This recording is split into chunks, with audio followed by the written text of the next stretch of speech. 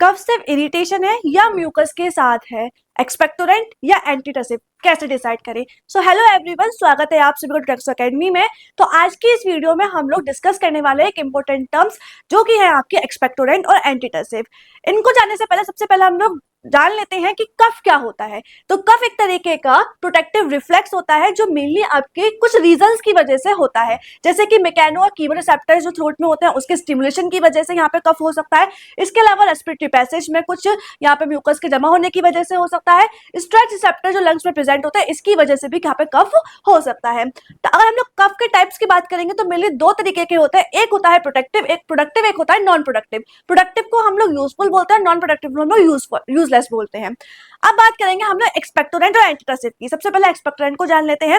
Expectorant दो word से मिलकर बना है जिसका मीनिंग होता है एक्सपेल आउट या फिर रिमूव आउट। यहाँ पे स्पुटम को हम लोग यहाँ पे रिमूव करने का काम करते हैं, मेनली म्यूकस को यहाँ पर रिमूव करते हैं।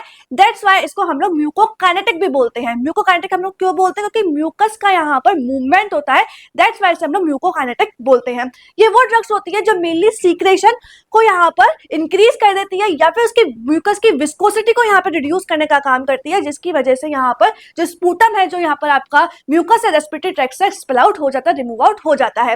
मैकेनिज्म की बात करेंगे, तीन तरीके के यहाँ पे मैकेनिज्म होती है। या तो ब्रोंकियल सीक्रेशन को इंक्रीज कर देता है, विस्कोसिटी को जो होती है म्यूकस की उसको कम कर देता है, या फिर फैसिलिटेट करता है कफिंग को, स्पुटम को यहाँ से रिमूव आउट करने का काम करता है। अगर हम इसका यहाँ पर क्लासिफिकेशन की बात करेंगे, दो तरीके की यहाँ पे क्लासिफिकेशन रहती है इसकी, म्यूकोलाइटिक्स और यहाँ पे रहती है सीक्रेशन एनहांसर्स। इसकी ड्रग्स ये सारी होती है।